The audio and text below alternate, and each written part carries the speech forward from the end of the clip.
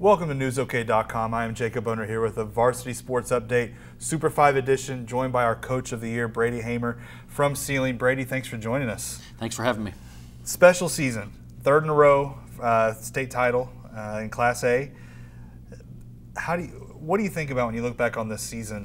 It was a little tougher in the state tournament than it has been in the past 2 years, but what do you think about it? Well, you think back through a season and you think about the ups and downs of a season, and we lost, a starter back in first week of January, lost to an ACL, and you think, oh, what type of rhythm does that mess up? Because we'd had the same starting five for I don't know how many games in a row, 50-some games in a row, and you start thinking, oh, crud, what could happen here? But some of our younger players and girls that hadn't been starting stepped in and completed a role that they had never had before, and they did it real fast, So it was special from that standpoint that we did face some adversity where the last 2 years, I don't think we had any injuries the last 2 years, and it just kind of different things happened throughout the year that made this one really special.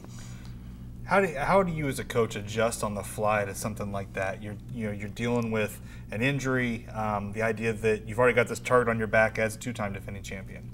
Well, you try to prepare throughout the year by giving kids, extra playing time here or there, and throughout the summers and stuff when we do our work, you try to have them ready, but it's still not the same as a kid stepping out there and stepping in the middle of the first quarter or something for the first time as stepping out and being a starter. So you try to prepare them for that, but necessarily it doesn't always happen that way or that easy. But like I said, there's some girls just kind of stepped in and did their role, along with the help of some of the other girls that had already been starting. We have some girls that started for 3 years in a row, and they just kind of kept building those girls up and creating stuff for them, and they helped them along through that situation. One thing that stood out to me about your schedule, you didn't back down from anybody. You went to the tournament champions. That was your one loss was to Owasso. It was only by 3. They won 6A state title. I think I counted up. It was around 7 opponents before the state tournament that made the state tournament that you played. How do you embrace that challenge, trying to improve your girls and go on to the title? Well, we try to do that, but you don't know exactly how everything's going to play out every year, and especially in a small school, trying to schedule and keep that ahead.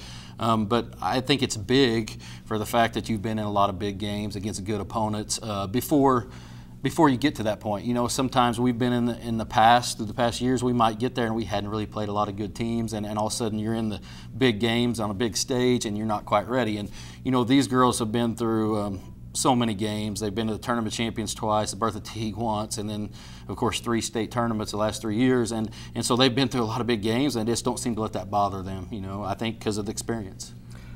I want to go back to you talking about some of those key players who started 3 years. The Gore twins, Macy's on the Super 5. Carly's obviously an exceptional player, too. How do you try to utilize them the best?